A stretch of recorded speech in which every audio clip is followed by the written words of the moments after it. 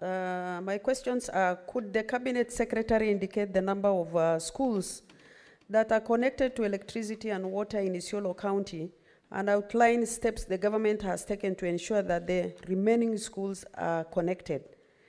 B, what plans does the government have to also address security risk posed by the lack of fences along school borders to students and staff? Number C, could the Cabinet Secretary state plans by the government to improve schools infrastructure in Isiolo County, specifically in Mogore Primary School in Sericho Ward, where grade 6 pupils are studying in twigs placed under a tree? And I'll share the photo of that school, Mr. Speaker. If you could allow me, I'll table it. D, could the Cabinet Secretary confirm whether there is budgetary allocation to address the infrastructural challenges facing schools in Isiolo County in the year 2024-2025 financial year? And if so, state the amount. If you can allow me, I will table the photo of the school. If that will give us sympathy to this particular school in Sericho Ward. I thank you, Mr. Speaker. Thank you, Senator. Cabinet Secretary, please proceed. Thank you, Mr. Speaker. To question part A, out of 144 schools, 98 have electricity either from the national grid or through solar power. 63 schools are connected to water supply. The status of the school connection to water and electricity per sub-county in Isiolo County is as stipulated in table number 5. Number 1, in Merti sub-county, there are 17 primary and junior secondary schools and 4 secondary schools. 3 schools are not connected to electricity.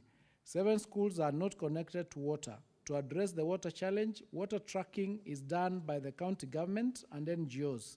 Installation of gutters to harvest rainwater and piping water from community pipes to connect to the school. Number 2, in Cherab sub-county, there are 12 primary schools and 2 secondary schools. None of the schools is connected to the national grid. Only Dada Chabasa has a functional solar. Dada Chabasa Secondary School does not have reliable water supply. Water tracking is done by an NGO in collaboration with the county government from Aderwarabesa to other surrounding schools during the drought period, though not on regular and not adequate. Number 3, sub-county, Sericho sub-county, there are 10 primary schools and 2 secondary schools. Only 3 primary schools and 2 secondary schools are connected to the national grid. They are, however, not connected to any water supply.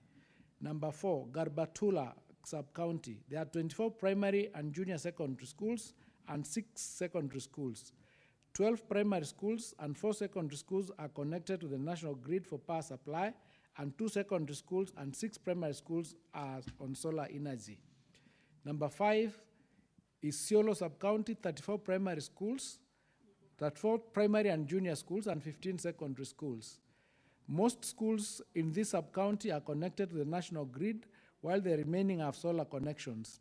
3 secondary schools, namely Arenmet, Ngaramara, Boys, and Leparua, have neither electricity nor solar.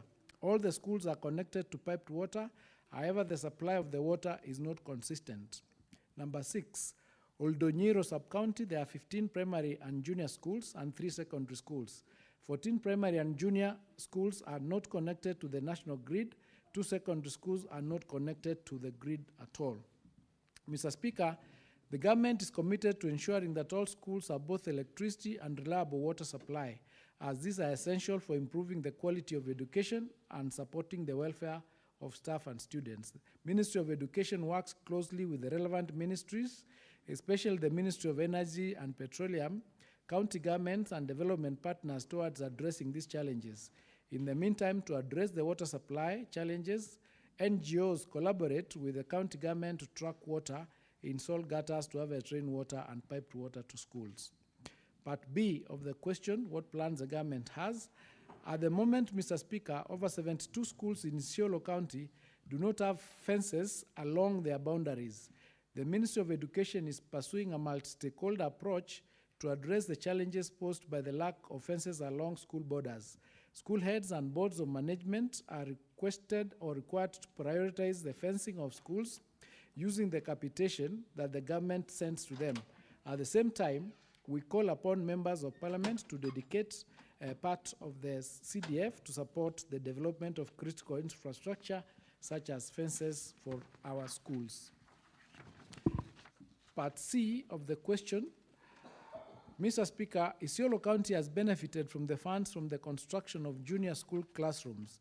The ministry has disbursed resources for the construction of grade 9 classrooms in the county. Already, 22 classrooms are being built in 21 schools. An additional 50 classrooms are being constructed in 42 schools across the county. The government has also provided Kenya shillings 11,725,483 to the 2 constituencies in the county for the construction of additional classrooms. Mogore Primary School is one of the targeted schools, Mr. Speaker. The construction of grade 6 classroom has been earmarked by the area CDF for this financial year. It's also important to note that the capitation disbursed by junior and secondary school has a component of 4,000 shillings for maintenance and infrastructure.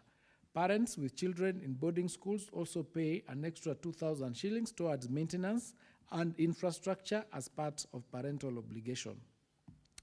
Number 4, part 4 of that question, could the Cabinet Secretary confirm whether there is a budgetary allocation to address infrastructural challenges? Mr. Speaker, the resources that have been provided to address infrastructure challenges are as I've explained above.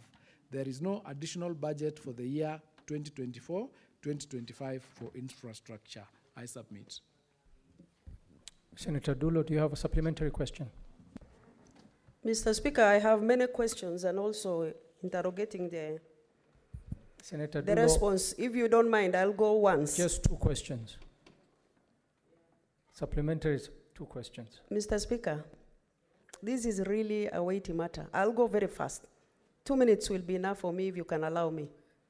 Okay, They are all 2 related. minutes. They are all related. 2 minutes.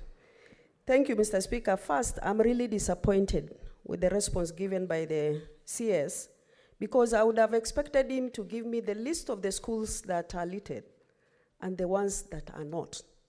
But the response is general. This number of schools and this number of schools.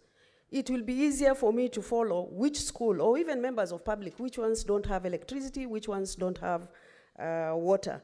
Number 2, Mr. Speaker, it's really unfair for the ministry to tell us that CDF will be provided, or national government, I mean county government, will provide water, when I know very well that county governments are unable even to provide water to its own citizen.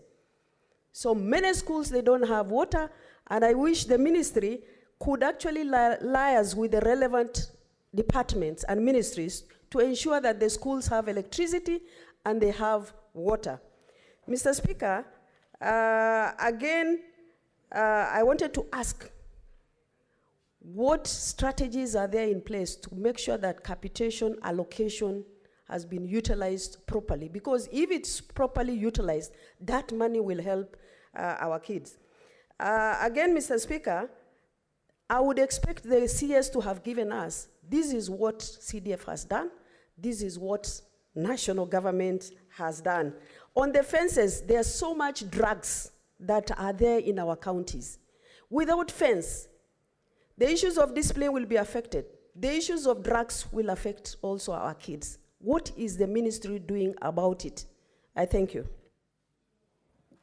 Cabinet Secretary. Thank you, Mr. Speaker. On the first part of providing the particularized list of those schools, we will be able to provide you with that list and send it to you so that it aligns with the information that we've given.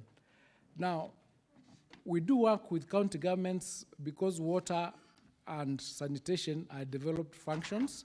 So we try to work with them to provide some of these facilities to the schools. And we work with the Ministry of Water as well and the Ministry of Energy and Petroleum to ensure that some of our schools, most of our schools through the last mile program, are actually connected to power. So we are doing all that we can to ensure that all our schools are actually connected to power or solar, and that water is also provided. In terms of the capitation and utilization of it, we do have accounting programs or accounting standards that once the funds are released to schools, they have to do returns, and accounting is done, and the schools, all the money is audited by the Auditor General to confirm that the amount that is given to schools has been utilized properly. Yes, we agree, in the counties we've got a lot of drugs and it is everywhere, and the question of fences as an infrastructure requirement is because of financial and budgetary limitations,